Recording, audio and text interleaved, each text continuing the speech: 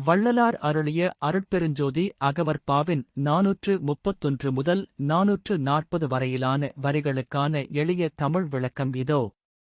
நீங்கள் அளித்த மாதிரியைத் தொடர்ந்து ஒவ்வொரு வரிக்கும் தனித்தனியாக தெளிவாக விளக்கப்படுகிறது.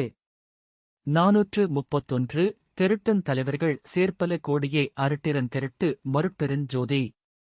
உயிர்களை வழிநடத்தும் தலைமை சக்திகள் பல கோடிகளாக இருந்தாலும் அவை அனைத்திற்கும் மேலாக அருள் திறந்து உண்மையை தெளிவுபடுத்தும் பரம்பொருள் அருட்பெருஞ்சோதி.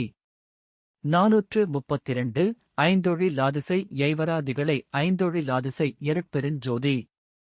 படைப்பு, காப்பு, அழிவு, மறைப்பு, அருள் எனும் 5 தொழில்களைச் செய்யும் ஆதிசக்திகளுக்கே ஆதியாக இருந்து அந்த 5 தொழில்களையும் நடத்துவது அருட்பெருஞ்சோதி.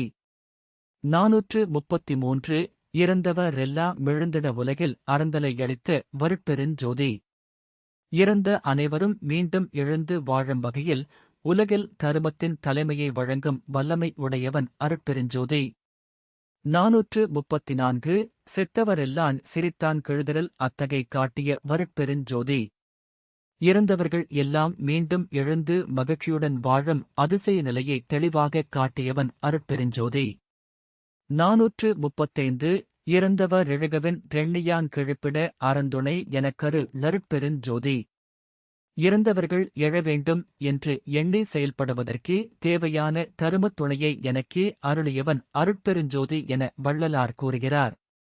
436 செத்தவரெழுகென செப்பியான் கிழிப்பிட அத்திர லெனக்கரு லருட்பெருஞ்சோதி.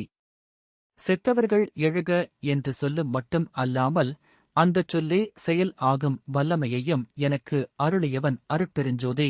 437 சித்தலாம் வல்ல திரளளித்தனக்கே அத்தனன் ரோங்கு மருட்பெருஞ்சோதி. சித்தர்கள் எல்லாம் கொண்டிருக்கும் வல்லமைக்கும் மேலான சக்தியை எனக்கே அருளி தன்னை தந்தையாக வெளிப்படுத்தியவன் அருட்பெருஞ்சோதி.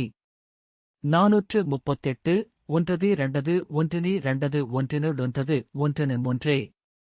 1 2 போலத் தோன்றினாலும் இரண்டிற்குள் ஒன்றும் ஒன்றிற்குள் இரண்டும் கலந்து இருப்பதால் உண்மையில் எல்லாம் ஒன்றே என்ற அத்வைத உண்மையை விளக்குகிறது. 439 ஒன்றல இரண்டல ஒன்றினி இரண்டல ஒன்றினு லொன்றல ஒன்றனு ஒன்றே. ஒன்று வேறு இரண்டு வேறு எனத் தோன்றுவது உண்மையல்ல, வேறுபாடு இல்லாத அந்த ஒரே பரம்பொருளே அனைத்தாக விளங்குகிறது என்பதை உணர்த்துகிறது. 440 ஒன்றினே லொன்றுல ஒன்றினே லொன்றில ஒன்றர ஒன்றிய ஒன்றனு ஒன்றே.